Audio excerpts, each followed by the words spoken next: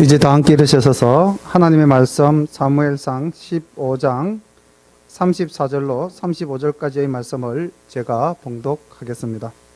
구약 성경 433쪽입니다. 이에 사무엘은 라마로 가고 사울 기브아 본집으로 올라가니라. 사무엘이 죽는 날까지 사울을 다시 가서 보지 아니하였으니 이는 그가 사울을 위하여 슬퍼함이었고 여호와께서는 사울로 이스라엘 왕 삼으신 것을 후회하셨더라. 아멘. 오늘 설교 제목이 후회하셨더라 라는 말씀이신데 성경 본문에서 빼왔습니다. 하나님 마음이 어떠실까요? 후회하셨더라. 이 말 속에 진하게 빼어져 있는 하나님의 마음을 우리가 살핀다면은 어떻게 이 땅에서 우리가 살아가야 할 것인가, 또 어떻게 하나님과의 관계를 맺어가야 할 것인가에 대해서 우리는 좀 더 깊이 생각할 수 있으실 것 같습니다. 후회하다라는 말이 우리 그냥 사람들 간에 흔히 쓰는 말이라서 이 말의 강도가 얼만큼 우리 성도님들의 가슴에 이렇게 와닿으실지 모르겠는데, 하나님께서 후회하셨더라 이렇게 생각하면은 좀 등골이 오싹하고 떨리고 두렵고 그런 생각이 들지 않습니까? 이 천지를 창조하시고 이 역사를 주관해 가시는 하나님께서 한 사람의 영혼으로 말미암아 후회하신다는 표현을 쓰시고 있는 거죠. 그렇다면은 하나님의 후회는 사울에게서만 그칠까요? 오늘날 하나님께서는 우리를 돌아보시면서 우리의 세운 것에 대해서 후회하시지는 또 않으실까? 우리는 하나님께 그런 아픔을 드리는 존재가 되고 있는 것은 또 아닐까? 역사 속에서 사울이 범하였던 그 죄들을 우리가 오늘 말씀을 통해서 알게 되었다면은 우리는 다시는 이 사울과 같은 죄를 범하고 살아서는 안 될 것 같습니다. 늘 말씀드리지만 사울이 처음에는 얼마나 순수하고 겸손하고 아름다운 모습이었습니까? 그런데 그에게 힘이 생기니까 그가 스스로 할 수 있다고 생각하니까 하나님이 세우신 명령을 우습게 알고 하나님이 세우신 제사장 사무엘 알기를 자기의 편의에 따라서 움직일 수 있는 사람으로 생각하였기 때문에 하나님께서 이런 가슴 아픈 말씀을 하고 있지는 않는가. 다시 한 번 더 사울의 모습을 말씀을 통해서 살펴보도록 하겠습니다. 15장 1절부터 말씀을 보겠습니다. 사무엘이 사울에게 이르되 여호와께서 나를 보내어 왕에게 기름을 부어 그 백성 이스라엘 위에 왕을 삼으셨은즉 이제 왕은 여호와의 말씀을 들으소서. 만군의 여호와께서 이같이 말씀하시기를 아말렉이 이스라엘에게 행한 일 곧 애굽에서 나올 때에 길에서 대적한 일을 내가 추억하노니 지금 가서 아말렉을 쳐서 그들의 모든 소유를 남기지 말고 진멸하되 남녀와 소아와 젖먹는 아이와 우양과 약대와 나귀를 죽이라 하셨나이다. 사울이 백성을 소집하고 그들을 들라임에서 계수하니 보병이 20만이요 유다 사람이 1만이라. 사울이 아말렉 성에 이르러 골짜기에 복병하니라. 사울이 겐 사람에게 이르되 아말렉 사람 중에서 떠나 내려가라. 그들과 함께 너희를 멸하게 될까 하노라. 이스라엘 모든 자손이 애굽에서 올라올 때에 너희가 그들을 선대하였느니라. 이에 겐 사람이 아말렉 사람 중에서 떠나니라. 사울이 하윌라에서부터 애굽 앞 술에 이르기까지 아말렉 사람을 치고 아말렉 사람의 왕 아각을 사로잡고 칼날로 그 모든 백성을 진멸하였으되 사울과 백성이 아각과 그 양과 소의 가장 좋은 것 또는 기름진 것과 어린 양과 모든 좋은 것을 남기고 진멸키를 절겨 아니하고 가치 없고 낮은 것만 진멸하니라. 출애굽기 17장을 한번 펴주시기를 바랍니다. 출애굽기 17장 8절부터 16절까지의 말씀을 보면은 모세가 손을 들 때 이스라엘이 이기고 모세가 손을 내리면 이스라엘이 지던 전쟁 생각나시죠? 자, 그 전쟁 역사가 기록되어져 있습니다. 그리고 거기에 이제 여호와 니시라는 말씀이 나오고 16절 말씀을 우리 다 함께 읽어 보겠습니다. 시작. 가로되 여호와께서 맹세하시기를 여호와가 아말렉으로 더불어 대대로 싸우리라 하셨다 하였더라. 자, 이게 지금 하나님 가슴 속에 철전지 한으로 남아있는 족속이 아말렉입니다. 하나님의 그 위대한 사역, 출애굽하는 사역을 해방한 민족이 아말렉 민족이거든요. 하나님의 백성이 가나안 땅을 향하여 갈 때에 그 길을 가로막은 자들이 아말렉입니다. 하나님의 구원 사역을 가로막은 사탄의 일이죠. 그래서 하나님께서 대대로, 다시 말하면 끝날까지 이 아말렉과 싸우겠다, 그렇게 말씀하셨고, 그 역사의 한 장면으로 이제 사울을 택해서 왕국이 선 이스라엘이 정말 멸해야 될, 진멸해야 될 한 민족을 선택했는데 그게 아말렉입니다. 하나님께서 쳐서 하나도 남기지 마라 했습니다. 그런데 사울이 남겼어요. 에스더서 3장 1절에 가면은 한 인물이 등장합니다. 누굴까요? 하만이 나옵니다. 그 하만이 누구의 후예입니까? 아각의 후예입니다. 에스더서 3장 1절에 보면 물론 아말렉 후예죠. 그 후에 아하수에로 왕이 아각 사람 함므다다의 아들 하만의 지위를 높이 올려 모든 함께 있는 대신 위에 두니. 이제 하만이 등장하는데 그 하만의 계획이 뭐였습니까? 유대인의 씨를 말리는 거였죠. 모르드게가 자기한테 인사하지 않는다는 그것을 꼬투리로 삼았어. 다시 말하면 사탄은 계속 하나님의 백성을 끊임없이 침노하고 있습니다. 오늘날도 사탄은 우리를 침노하고 있습니다. 우리 교회가 여기에 개척하고 하나님께 모여 예배드리기를 위해서 힘쓸 때에 집안에 일이 생긴다, 아이가 아프다, 그렇게 해서 예배를 빠지게 한다면 그거는 이 개척교회가 하나님 앞에 든든히 서가는 것을 가로막는, 우리와 대적해서 싸우고자 하는 사탄의 흉계입니다. 왜 건강하던 아이들이 갑자기 아플까요? 그래서 왜 엄마는 아이 건강 때문에 교회를 못 올까요? 그냥 우리가 인간적으로 생각하면 아이가 아파서 못 갔다지만은 조금 더 영적으로 바라본다면은 우리 교회를 못 가게 하기. 주일날 교회를 못 가게 하는 사탄의 작동은 오늘날도 계속되고 있고 하나님은 그 사탄과 여전히 대대로 싸우고 계십니다. 그리고 우리에게 오늘도 하나님은 말씀하십니다. 모든 악한 것들을 진멸하라. 그런데 9절 보십시오. 우리 9절 한번 다시 읽어볼까요? 시작. 사울과 백성이 아각과 그 양과 소의 가장 좋은 것 또는 기름진 것과 어린 양과 모든 좋은 것을 남기고 진멸키를 절개 아니하고 가치 없고 낮은 것은 진멸하니라. 사람의 생각이 이렇게 악합니다. 자기에게 조금이라도 유익함이 있다고 생각되어지면 하나님의 말씀은 없어지는 것입니다. 그리고 사울은 백성과 함께라고 이야기를 하고 있죠. 사울과 백성이, 사울은 하나님의 말씀을 따르기보다는 자기를 따르는 백성의 눈치를 더 살폈던 사람입니다. 오전 예배 중에도 잠깐 말씀을 드렸지만은 사람을 보고 일을 하면은 우리는 아무것도 할 수가 없습니다. 오직 하나님만을 바라보고 하나님께 새 힘 주시기를 바라고 나아가야 할 것입니다. 사울이 실패한 가장 큰 원인이 사람을 봤다는 거죠. 오늘 그 말씀이 나옵니다. 같이 한번 볼까요? 10절부터 봅니다. 여호와의 말씀이 사무엘에게 임하니라. 가라사대 내가 사울을 세워 왕 삼은 것을 후회하노니 그가 돌이켜 나를 쫓지 아니하며 내 명령을 이루지 아니하였음이니라 하신지라.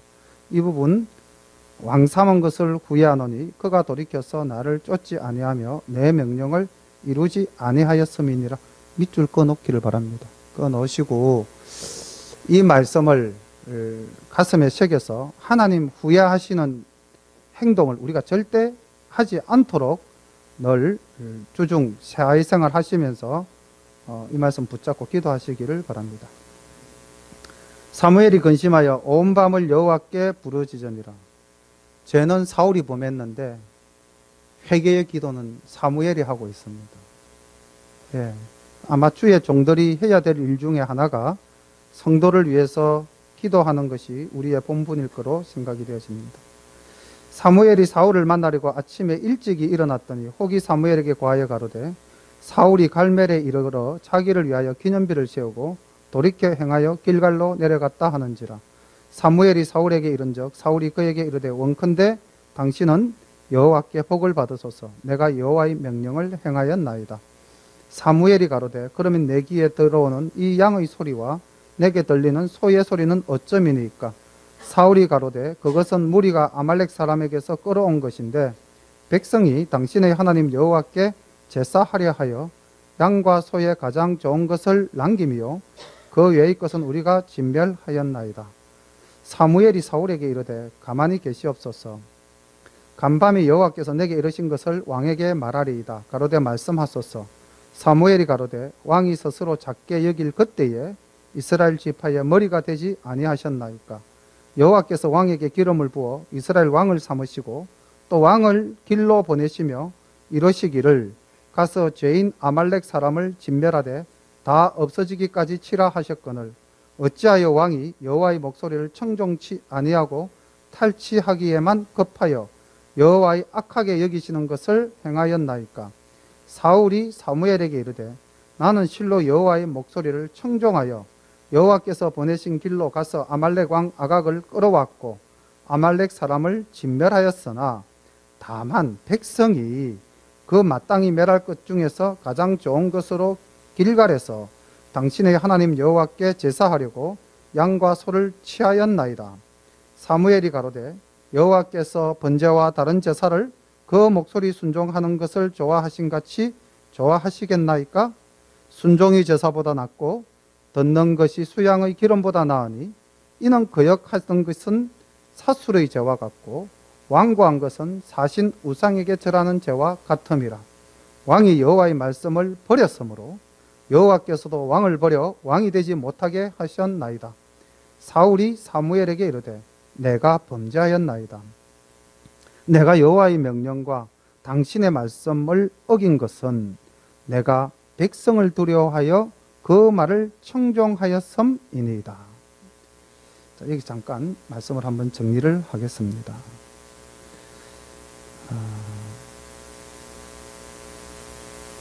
하나님의 말씀을 거역하고 이제 성전가를 부르면서 돌아오는 사울의 모습을 보면서 하나님은 그 사울이 자랑스럽다거나 또는 잘하였다고 칭찬하시는 모습이 아니라 왕 삼은 것을 후회한다고 말씀을 하시고 또 그 기름을 부었던 제사장 사무엘은 온 밤을 새우며 근심하여 기도하는 모습을 보입니다. 한편 장면을 바꾸어서 사울에게 초점을 맞추면 사울은 지금 무엇을 하고 있습니까? 자기의 이름을 위하여 기념비를 세우는 이런 일을 하고 있습니다.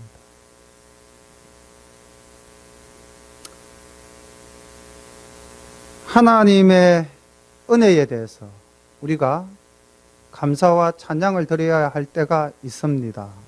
살다 보면은 내가 생각한 것보다도 일이 잘 되고 또 내가 받은 복이 크다고 느껴질 때 사람들은 혹 교만해져서 그것이 하나님의 은혜인 줄을 모르고 내가 잘해서 잘한 것인 줄 아는 그런 자기 기념비를 세우는 사람들이 많죠. 그때 하나님은 후회하시고 계십니다. 그리고 여기에 등장하는 사울의 모습을 한번 보십시오. 얼마나 가식적입니까? 사무엘이 내려오니까 사울이 어떻게 나가서 인사를 합니까? 당신은 여호와께 복을 받으소서. 내가 여호와의 명령을 다 행하였나이다.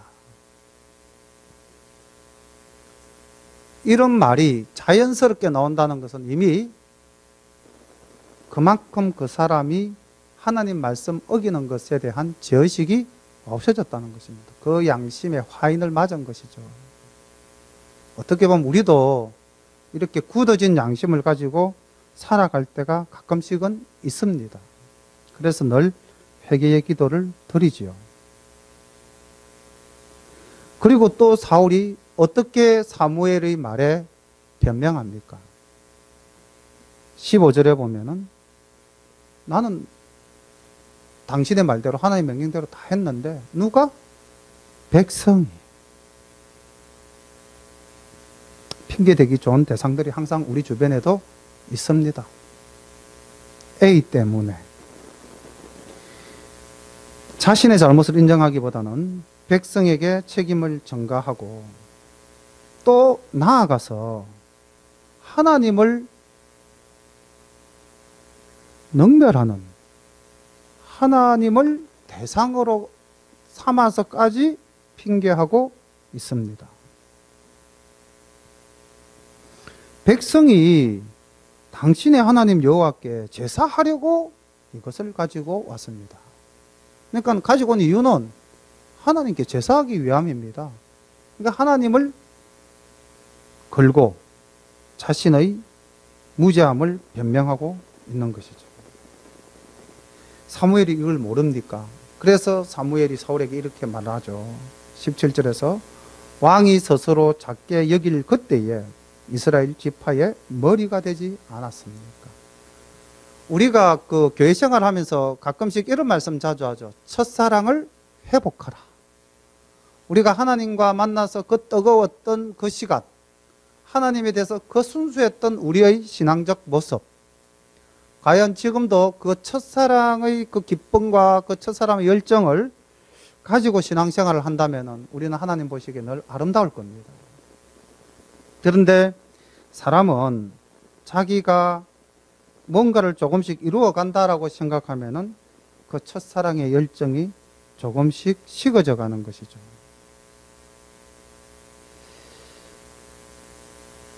사울이 24절에 가면은 이렇게 고백하고 있죠. 내가 범죄하였나이다.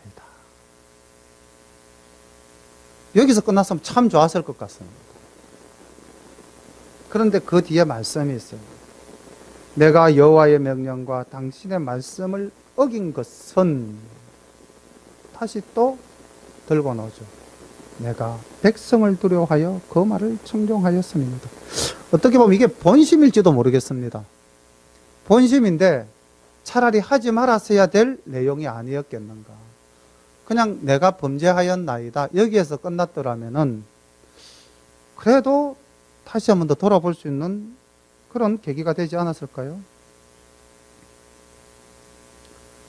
핑계의 대상으로 백성을 삼았다라고도 볼 수가 있지만은 이 속에는 사울의 신앙의 그 밑바닥이 드러나 버린 것입니다. 사울에게 있어서 하나님은 있습니까? 없습니까? 사울에게는 하나님이 없어요. 사울은 모든 가치 판단의 기준이 어디에 있었다는 겁니까? 자기를 바라보는 사람, 그 눈에 맞추어져 있었다는 것입니다. 그러니까 나의 삶이 하나님 앞에서의 삶이 아니라 나의 삶이 사람들 앞에서의 삶이 되어버린 것입니다. 이게 제가 볼 때는 사울이 더 용서받을 수 없는 위치까지 내려가 버린 게 아닐까요? 다시 말하면은 진정한 회개가 아니라는 것입니다. 오늘 이 사울의 회개에서 우리가 받아야 될 교훈을 몇 가지 한번 살펴보겠습니다. 사울의 죄가 뭔가 살펴보니까 11절에 하나님의 말씀에 불순종한 것입니다. 12절에 보면은 자기를 위해서 기념비를 세운 교만한 죄입니다. 13절에 가면은 가식적이고 외식적으로 사무엘을 대하는 모습을 볼 때 나타나는 외식적 행위입니다. 불순종하고 교만하고 외식했습니다. 사무엘은 그의 죄를 23절에 딱 두 가지로 찍어서 이야기합니다. 거역하는 것과 완고한 것이라고 이야기하고 있습니다. 이러한 죄를 지은 이 사울이 마지막 마지못해 하는 그 회개가 어떤 회개였느냐? 죄책감 없는 말뿐인 회개였습니다. 다시 말하면 임기응변이죠. 이 기회만 넘기면 된다라는 사고. 어떻게 보면 사울보다도 더 큰 죄를 지었다고도 볼 수 있는 다윗도 동일하게 표현하고 있습니다. 사무엘 하서 12장 13절에 보면은 다윗이 나단에게 이르되 내가 여호와께 죄를 범하였노라 하매 동일하게 내가 여호와께 범죄하였다라는 표현을 쓰고 있어요. 그런데 나단이 뭐라고 다윗에게 말씀을 하냐면은 나단이 다윗에게 대답하되 여호와께서 또 당신의 죄를 사하셨나니 당신이 죽지 아니하려니와. 왜 나단 선지자는 다윗의 죄를 하나님께서 용서하셨다고 선언해 주셨을까요? 그것을 알려면은 시편 51편을 보시면 됩니다. 시편 51편에 이 다윗의 회개는 처절한 회개입니다. 정말 진정으로 뉘우치고 하나님 앞에 엎드려서 자복하는 그러한 회개를 하고 있는 것이거든요. 말뿐이고 임기응변적인 형식적인 회개가 아니라 진실한 회개. 두 번째로 사울의 회개는 어떤 회개였느냐? 핑계하는 회개였습니다. 나의 책임이다라는 게 없어요. 시편 51편에 보면 다윗은 철저히 자기의 죄로 고백을 하고 있는데 여기서 지금 보면은 핑계를 댑니다. 누구 때문에? 백성 때문에. 우리 그런 경우 많잖아요, 살면서. 가족 때문에. 누구 때문에. 그러면서 하나님 앞에 지은 죄에 대한 회개가 온전하지 못할 경우가 많습니다. 인간 본성입니다. 창세기 3장 11절에 보면은 창세기 3장 내용은 너무나 잘 아시잖아요. 인간의 타락이니까, 그죠? 동산 중앙에 있는 선악과를 따먹고 나서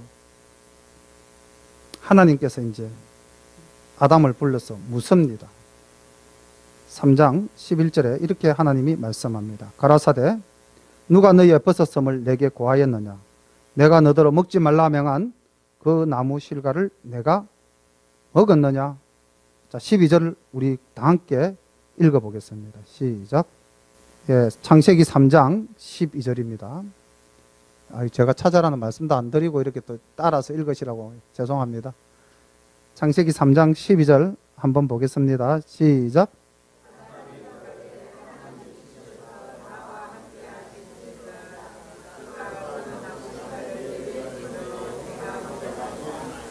아담의 핑계입니다. 조금 더 볼게요. 13절에 가서 여호와 하나님이 여자에게 이르시되 내가 어찌하여 이렇게 하였느냐. 자, 여자가 가로되 다 함께 읽어봅니다. 시작.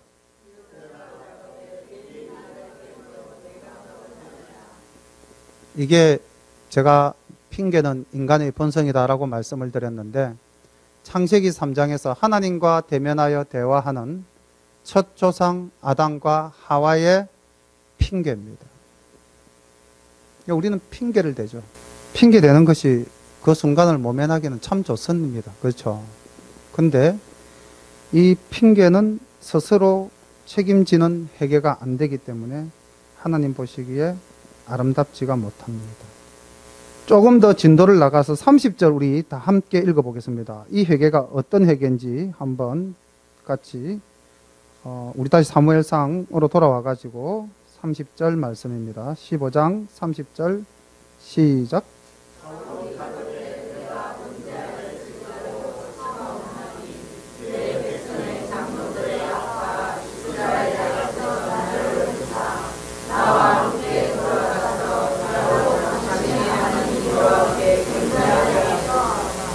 자, 이렇게 말하는 우리 사울에게 어떻게 닉네임을 하나 붙여주시고 싶습니까?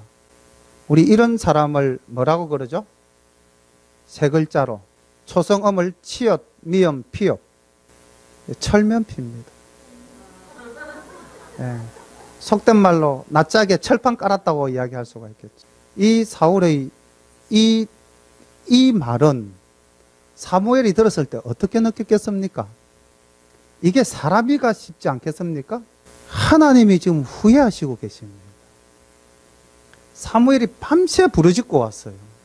제가 비록 범죄를 하였었지만은 그래도 제가 백성들 앞에 왕인데, 저 제사장 아히야 앞에서도 제가 왕인데 제 체면 좀 세워주셔야 되지 않겠습니까? 지금 이 말하고 있는 거잖아요. 그죠? 회개가요, 목적성 가진 회개죠. 나를 이렇게 하기 위한 회개입니다. 그러니까 하나님께 대한 진정한 회개가 아니라 어째 욕을 잘 넘겨서 내가 좀 더 이롭게 될 수 있을까? 이 계산이 깔린 회개라는 것이죠. 이런 거짓된 회개는 하나님의 마음을 더욱 아프시게 할 따름입니다. 우리가 혹시 살면서 이런 회개를 하고 있지는 않은가 한 번쯤은 돌아볼 수 있는 내용입니다.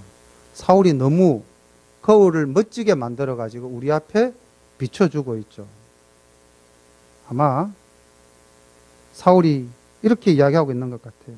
야, 너희들은 나 따라 하지 마. 이렇게 31절 말씀을 봅니다. 이에 사무엘이 돌이켜 사울을 따라가매 사울이 여호와께 경배하니라. 사무엘이 가로되 너희는 아말렉 사람의 왕 아각을 내게로 이끌어 오라 하였더니 아각이 절거히 오며 가로되 진실로 사망의 괴로움이 지났도다 하니라. 사무엘이 가로되 내 칼이 여인들로 무자케 한 것 같이 여인 중 내 어미가 무자하리라 하고 그가 길갈에서 여호와 앞에서 아각을 찍어 쪼개니라. 이에 사무엘은 라마로 가고 사울 기브아 본집으로 올라가니라. 사무엘이 죽는 날까지 사울을 다시 가서 보지 아니하였으니 이는 그가 사울을 위하여 슬퍼함이었고 여호와께서는 사울로 이스라엘 왕 삼으신 것을 후회하셨더라. 너무나 가슴이 아픈 내용입니다. 한 나라의 왕으로 사울을 세워주셨지만은 그 사울은 하나님 마음에 합한 자가 아니었습니다. 그래서 하나님은 다음 시간에 하나님의 마음에 합한 자 다윗을 새롭게 왕으로 세우는 장면부터 이제 16장이 시작이 됩니다. 16장 보시겠습니다. 여호와께서 사무엘에게 이르시되 내가 이미 사울을 버려 이스라엘 왕이 되지 못하게 하였거늘 내가 그를 위하여 언제까지 슬퍼하겠느냐. 너는 기름을 뿔에 채워 가지고 가라. 내가 너를 베들레헴 사람 이새에게로 보내리니 이는 내가 그 아들 중에서 한 왕을 예선하였음이니라. 사무엘이 가로되 내가 어찌 갈 수 있으리이까. 사울이 들으면 나를 죽이리이다. 여호와께서 가라사대 너는 암송아지를 끌고 가서 말하기를 내가 여호와께 제사를 드리러 왔다 하고 이새를 제사에 청하라. 내가 너의 행할 일을 가르치리니 내가 내게 알게 하는 자에게 나를 위하여 기름을 부을지니라. 자, 지금 이 말씀을 보면은 사무엘과 사울의 관계가 어떻다 하는 것을 알 수가 있죠. 이제 사울은 사무엘이 전혀 두려운 존재가 아닙니다. 사무엘은 사울 앞에 나서는 것을 두려워하게 되었습니다. 다시 말하면 사울은 이제 완전히 악인의 길로 가게 된 것이죠. 하나님을 두려워하는 인간이 아니라는 거죠. 하나님을 두려워한다면 사무엘을 두려워하겠죠. 근데 하나님이 안 보이는 거예요. 4절 봅니다. 사무엘이 여호와의 말씀대로 행하여 베들레헴에 이르매 성읍 장로들이 떨며 그를 영접하여 가로되 평강을 위하여 오시니까 가로되 평강을 위함이니라. 내가 여호와께 제사하러 왔으니 스스로 성결케 하고 와서 나와 함께 제사하자 하고 이새와 그 아들들을 성결케 하고 제사에 청하니라. 그들이 오매 사무엘이 엘리압을 보고 마음에 이르기를 여호와의 기름 부으실 자가 과연 그 앞에 있도다 하였더니, 왜 사무엘이 엘리압을 보고 하나님의 기름 부을 자라고 생각을 했을까요? 그 이유가 7절에 나옵니다. 여호와께서 사무엘에게 이르시되 그 용모와 신장을 보지 마라. 내가 이미 그를 버렸노라. 나의 보는 것은 사람과 같지 아니하니 사람은 외모를 보거니와 나 여호와는 중심을 보느니라. 그러니까 사무엘이 엘리압을 보고 마음에 흡족했던 이유는 그 용모와 신장, 곧 외모였습니다. 그런데 하나님은 분명히 말씀하시죠. 사람은 외모를 보지만 나는 중심을 본다. 오늘날 이 말씀은 여전하십니다. 우리가 이 땅을 살아가면서 내가 가진 것, 나의 능력, 부족하다고 자존감 없이 살지 마시기를 바랍니다. 우리는 왕같은 제사장입니다. 하나님의 택한 자녀입니다. 믿습니까? 어떨 때요? 내 중심이 하나님을 향해 바로 서 있을 때입니다. 그냥 왕같은 제사장이고 그냥 택하신 백성이 아닙니다. 내 마음이 하나님께 향하여 있을 때에 그 중심을 보시는 하나님께서는 우리를 왕같은 제사장으로 하나님의 택한 백성으로 자녀로 삼아주시는 것입니다.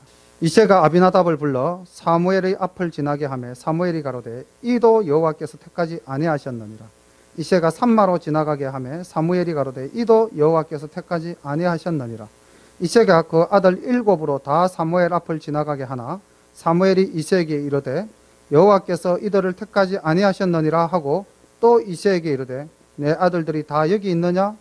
이새가 가로되 아직 말째가 남았는데 그가 양을 지키나이다. 사무엘이 이새에게 이르되 보내어 그를 데려오라. 그가 여기 오기까지는 우리가 식사 자리에 앉지 아니하겠노라.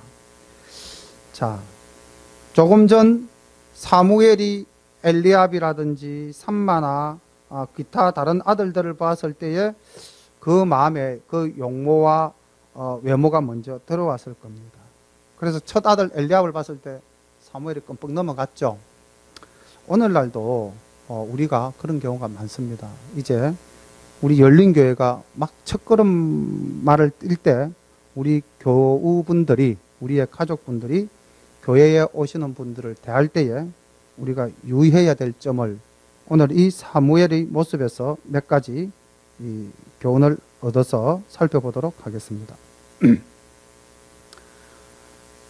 우리가 새로운 형제나 자매가 교회로 오면은 제일 먼저 뭘 봅니까? 그 중심을 봅니까? 외모를 봅니까? 우리는 중심을 볼 수 있는 눈이 없기 때문에 외모를 보죠. 그렇죠.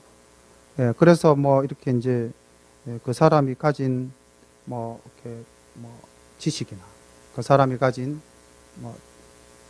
지혜나 경력이나 직업이나 이런 것들을 보는데 우리는 절대로 겉모습을 가지고 사람을 판단하지 않았으면 좋겠습니다. 우리 교회에 오는 모든 사람은 그 모습이 어떠하든지 간에 하나님의 자녀로 이 교회로 오신 겁니다. 그렇죠? 그렇기 때문에 겉모습으로 판단하면 안 됩니다. 그 다음 직업으로 판단해서도 안 됩니다. 그 다음 그 사람의 소유를 가지고 판단해서도 안 됩니다. 우리는 오직 그 중심, 하나님의 자녀로 이 교회에 왔다는 그 마음으로 이 모든 것을 대해야 할 것입니다.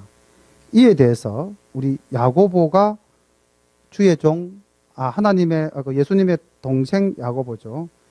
그 동생 야고보가 남긴 야고보서 2장 우리 펴서 오늘 이 말씀을 또 교훈으로 받아야 되겠습니다. 야고보서 2장 1절 말씀을 펴주시기를 바랍니다.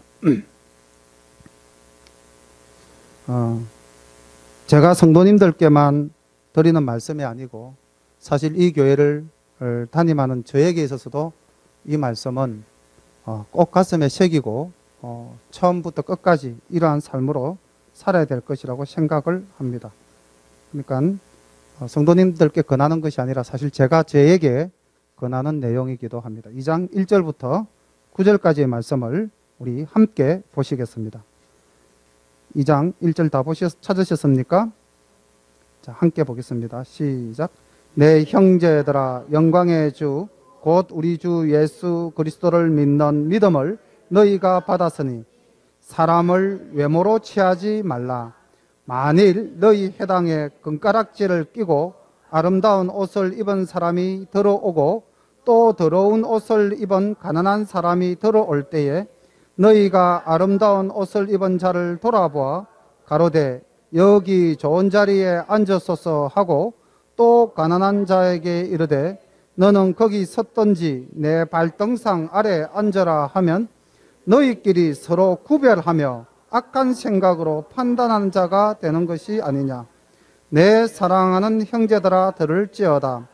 하나님이 세상에 대하여는 가난한 자를 택하사 믿음에 부요하게 하시고 또 자기를 사랑하는 자들에게 약속하신 나라를 유업으로 받게 아니하셨느냐. 너희는 도리어 가난한 자를 괄시하였도다. 부자는 너희를 압제하며 법정으로 끌고 가지 아니하느냐. 저희는 너희에게 대하여 일컫는 바 그 아름다운 이름을 해방하지 않느냐. 너희가 만일 경에 기록한 대로 내 이웃 사랑하기를 내 몸과 같이 하라 하신 최고의 법을 지키면 잘하는 것이거니와 만일 너희가 외모로 사람을 취하면 죄를 짓는 것이니 율법이 너희를 범죄자로 정하리라. 아멘. 예, 이게 오늘날 하나님께서 우리 교회에 주시는 말씀으로 받아야 할 것입니다. 참 쉽지 않은 일입니다. 솔직히. 정말 아까 말씀드린 인간의 본성이 핑계되는 거라면은 또한 인간의 본성이 가진 자를 따르는 것이죠. 너무 힘든 일이긴 하지만은 또 이 말씀에 은혜 받으셔서 우리 성도님들 중에서는 정말로 약하고 가난한 자를 섬기며 그들을 정말로 아름답게 이끌어 가시는 우리 집사님, 권사님도 많으신 걸로 압니다. 샤론에서 5년간 신앙생활 하면서 또 많이 보고 배웠습니다. 우리 샤론교회가 지역을 위해서 얼마나 열심으로 섬겼는지. 그래서 저도 이 구암동에 교회를 세우면서 구암동을 섬기자, 이렇게 교우분들에게 늘 말씀을 드립니다.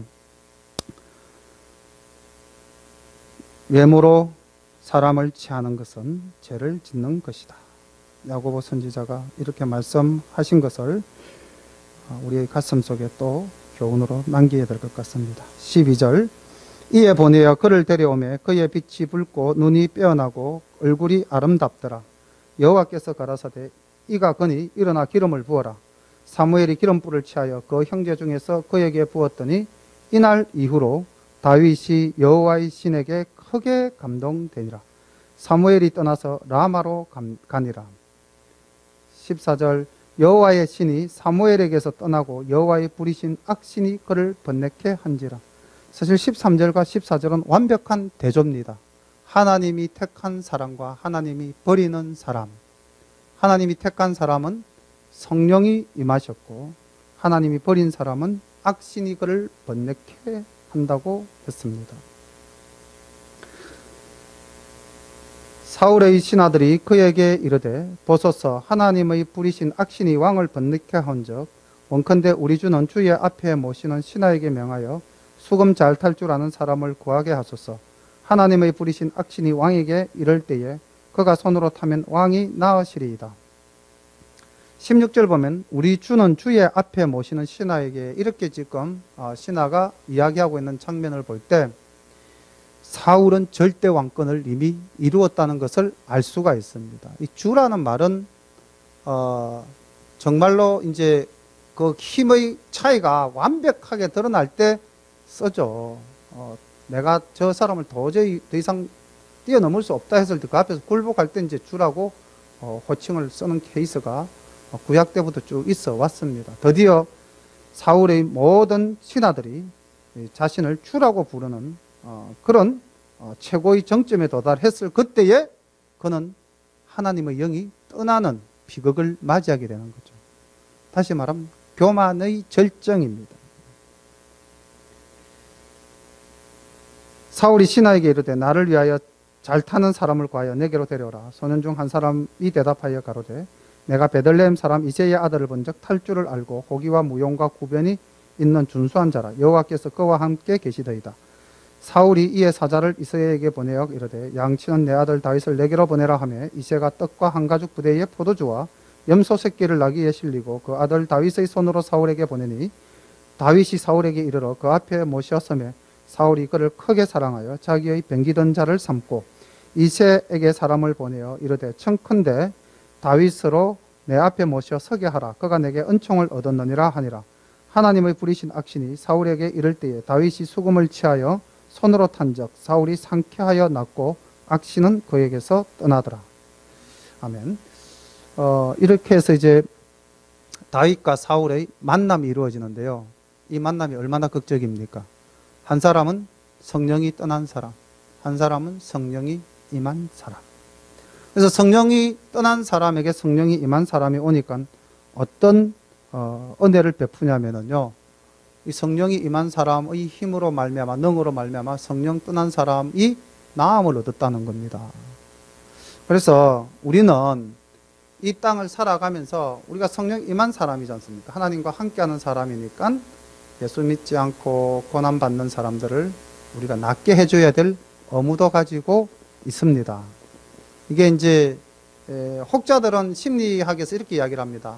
이 장면을 가지고 음악 치료에 대해서 이야기하는 분들이 굉장히 많아요. 성경에서 이 구절을 가지고 음악을 가지고 사람을 낫게 할 수 있다. 그래서 이제 음악 치료의 그 발단으로 보고 있는데, 자, 그렇게 본다면 이 음악 치료가 완벽합니까? 완벽하지 못합니까? 완벽하지 못합니다. 일시적인 것입니다. 그러니까 우리가 자꾸 세상적으로 뭘 만들어 나가는데 그걸 가지고 모든 문제를 해결할 수는 없어요. 그 안에 무엇이 일단 있어야 됩니까? 말씀과 믿음이 있어야 되는 것입니다. 그래서 우리가 뭐 일시적으로 그분이 좀 나았다 해서 이제 다 되었다 이렇게 생각하지 마시고, 우리가 접하는 많은 분들이 우리로 말미암아 회복의 역사가 일어날 때 끝까지 그분이 완전히 치유함을 받을 때까지 계속해서 기도하는 그런 기도가 필요할 것입니다. 우리 sharon교회나 열림교회나 우리 지체 중에서 편찮으신 분들이 많이 있는데 항상 그분들을 위해서 기도로 돕는 우리 모두가 되기를 소망합니다. 오늘의 주신 말씀 가지고 우리 잠시 묵상으로 기도하시겠습니다. 하나님 아버지, 사울처럼 교만하거나 핑계하는 사람이 되지 않게 하여 주시옵소서. 하나님 아버지, 하나님을 후회하는 그런 마음 아픈 일을 우리가 범하지 않도록 하여 주시옵소서. 말씀 가지고 잠시 묵상 기도 드리겠습니다.